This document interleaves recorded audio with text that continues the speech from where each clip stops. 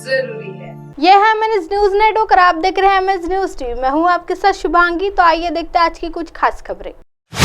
बाहुबली नेता और यूपी के पूर्व मंत्री हरिशंकर तिवारी का निधन। 90 साल की उम्र में गोरखपुर में ली अंतिम सांस। दशकों तक पूर्वांचल की सियासत में अहम भूमिका निभाने वाले पूर्व मंत्री पंडित हरिशंकर तिवारी का मंगलवार को निधन हो गया। 90 साल की उम्र में गोरखपुर स्थित आवास में उन्होंने अंतिम सांस ली। कल उनका अंतिम संस्कार होगा। हरिशंकर तिवारी की यूपी के कद्दावर नेताओं में होती है। एक जमाने में वो पूर्वांचल के सबसे बड़े बाहुबली नेता माने जाते थे। उनके निधन की सूचना समर्थकों में शोक की लहर दौड़ गई। हाथा पर बड़ी संख्या में लोग जुटने लगे हैं। हरिशंकर तिवारी लंबे समय से सक्रिय राजनीति से दूर थे। वह अस्वस्थ चल रहे थे। पारिवारिक सूत्रों से मिली जानकारी के अनुसार शाम को तबीयत बिगड़ने पर डॉक्टरों को टीम ने हाथा पहुंचकर हरिशंकर तिवारी की चिकित्सीय जांच की। शाम के 6:30 बजे के करीब उन्होंने अंतिम सांस ली। हरिशंकर तिवारी 1997 से लेके 2007 के बीच 5 सरकारों में मंत्री रहे। पूर्वांचल की ब्राह्मण सियासत का अहम चेहरा रहे।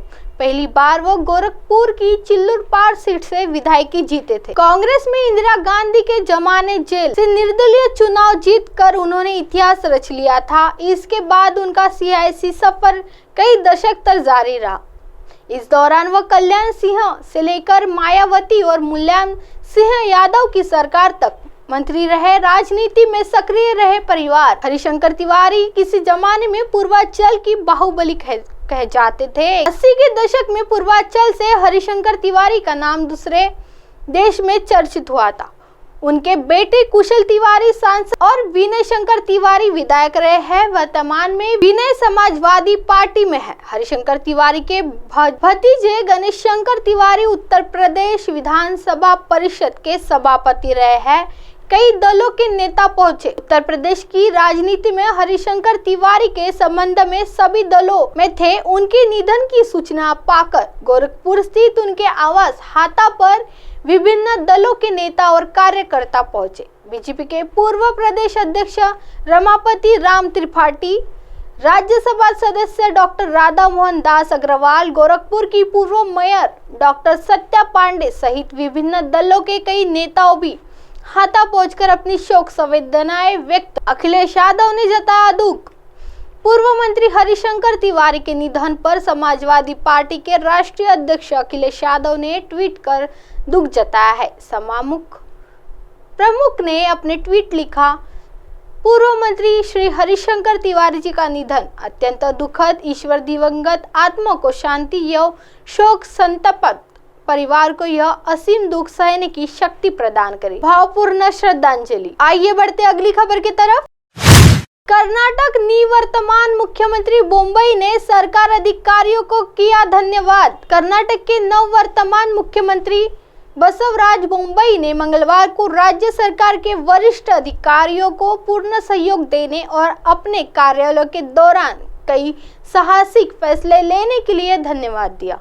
बोम्बई ने याद किया कि कार्यालय संभालने के तुरंत बाद उन्होंने कोविड महामारी और अभूतपूर्व बाढ़ का सामना किया है और कुछ प्रभावी ढंग से प्रबंधित किया गया।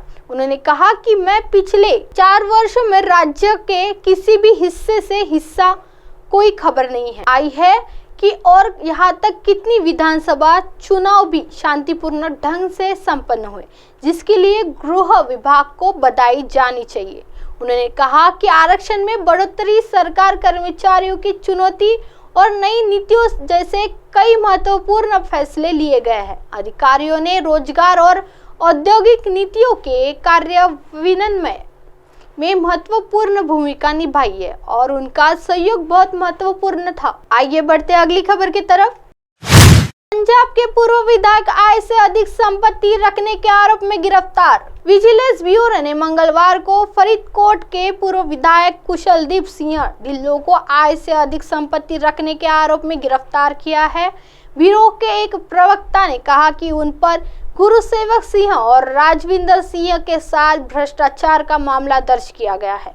उन्होंने कहा कि ढिल्लों की सभी चल और अचल संपत्तियों का आकलन करने के लिए 1 अप्रैल 2017 से 5 साल के लिए एक चेक अवधि निर्धारित की गई है। जांच के दौरान पाया गया है कि उन्होंने आय से अधिक संपत्ति बनाई है और फरीदकोट जिले में सादिक तहसील के मुमर्रा गांव में अन्य व्यक्तियों की संपत्तियों को अपने नाम से खरीदा। यह भी पाया गया है कि उन्होंने अपनी आय से ज्ञात स्रोत की तुलना में लगभग 2445% खर्च किया। उनके खिलाफ भ्रष्टाचार निवारण अधिनियम और भारतीय दंड संहिता IPC की धाराओं के तहत मामला दर्ज किया गया है। पूर्व विधायक को बुधवार को अदालत में पेश किया जाएगा। अब आप हमारे चैनल को आपके मोबाइल पर भी देख सकते हैं। मोबाइल ऐप पर देखने के लिए play store MS News TH app download करें। इंस्टा, ट्विटर, हाइकू, फेसबुक और कई सोशल मीडिया के प्लेटफॉर्म पर हमारा चैनल उपलब्ध है। आप इसे यूट्यूब पर भी देख सकते हैं। आप हमारे चैनल को लाइव भी देख सकते हैं www.msnewst.com पर। फिलहाल वक्त तो चला है दर्शकों ब्रेक का। ब्रेक से लौटने के बाद देखिएगा देश और दुनिया की तमाम खबरें। बने रहिए MS News TV पर। नमस्कार।